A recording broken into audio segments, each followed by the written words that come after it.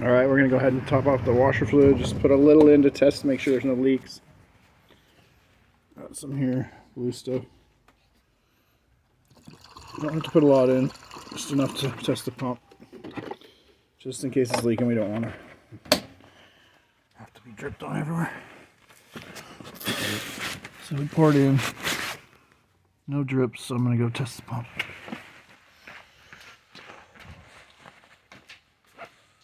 Go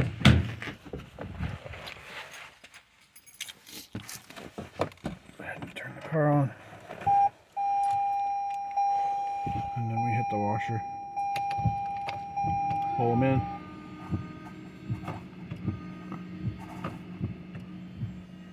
Not getting anything. I'm gonna put a little more in. Just check for a leak.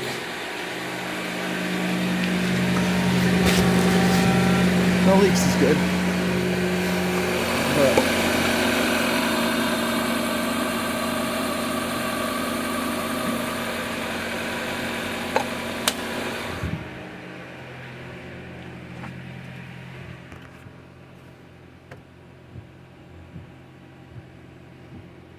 still no flip. Okay, so I'm thinking the hoses are on backwards, so I'm gonna go ahead and flip those.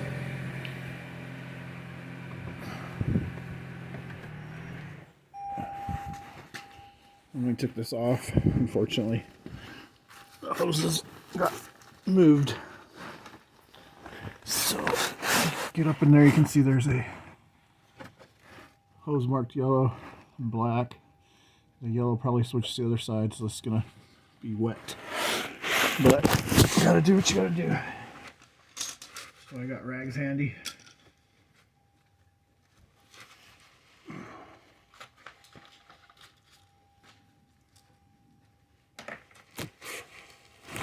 So you don't lose that fluid. And hook these hoses again. Probably. Yep, there goes the fluid. So just go ahead and put a rag on.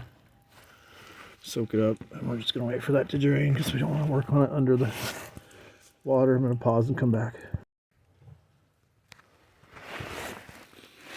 Okay, so we got that on there. I'm going to go ahead and reattach the hoses carefully because you can snap those things pretty easy, which we don't want to do. You can see it's plugged in now. Set this down again for a few minutes. I'll slide those hoses on. The yellow one would be on the driver's side, black on the passenger side.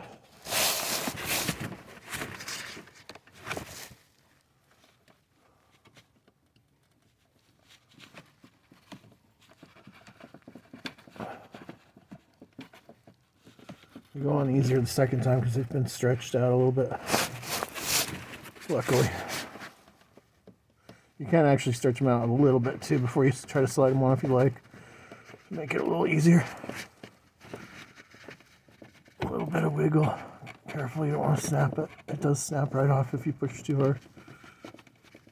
And then you're ordering a new one. Alright, make sure those are on there tight. Make sure it's in the grommet well. Good. Pretty simple. Lighting's kind of bad, but you see now the yellow's on the right, or the driver's side. And the other one's on the passenger. We're going to go test it.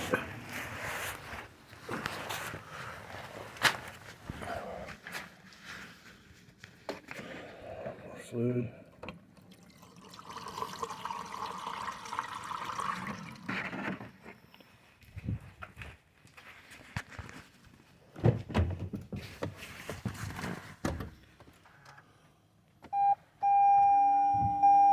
Oh, there we go.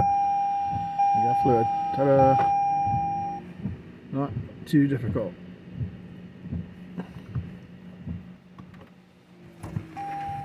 Now I just got to button it all back up. This is the air intake for that. I think it's some kind of a transmission cooler or hybrid system cooler. The air intake goes over this. It tucks in behind the bumper. Not sure shows how much of this you'll be able to see. Helps if I had somebody help with the camera, but I don't today. Just gotta make it work. This barely fits up in here.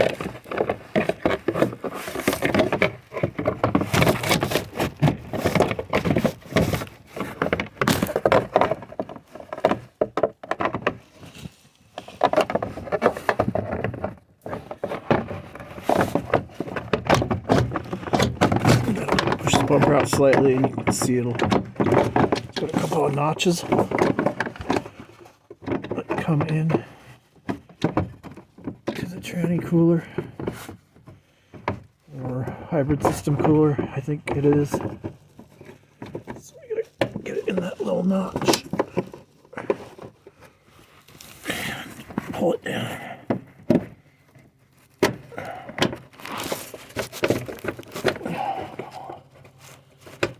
It's tough to get it in there with such a small amount of room to work.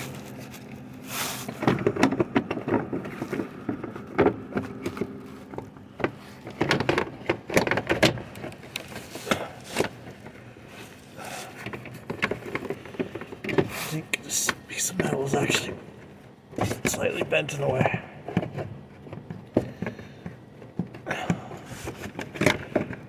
It's gotta go up and down. There we go. Small bolt, short one. Go in there and hold that.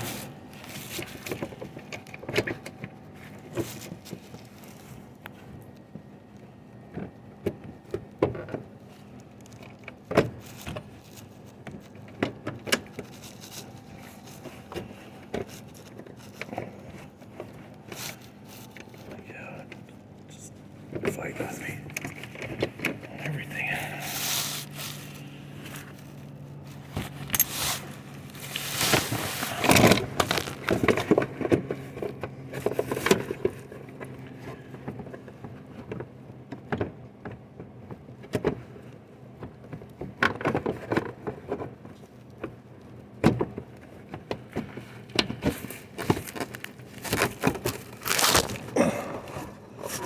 Okay.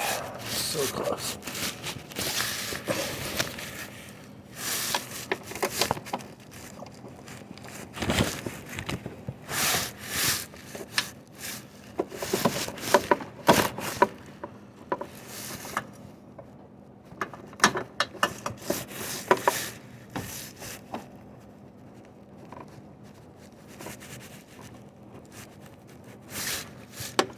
Get the bolt started. Helps a lot. There we go. And that will force it into place. That forces the tab in.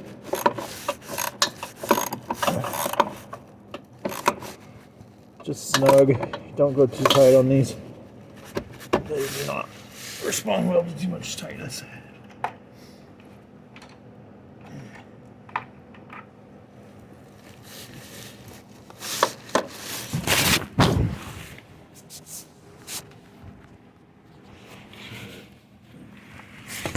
I'll get you back onto seeing this as soon as I get these in.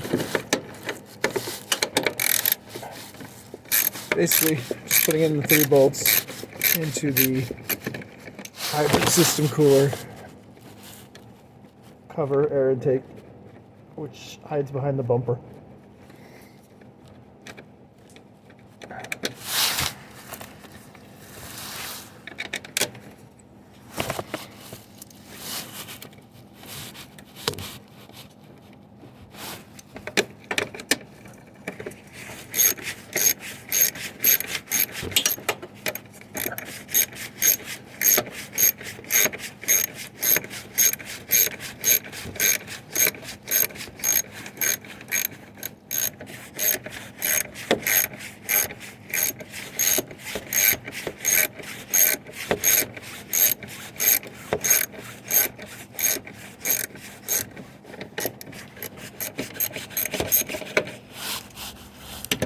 These are pretty long, so if you have power tools you can fit in here, it will definitely speed up the process.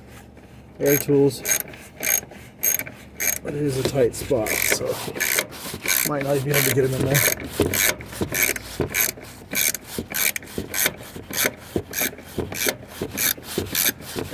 They will eventually tighten. There we go. Snug, not too tight. Same thing on all of them. You don't want to strip anything.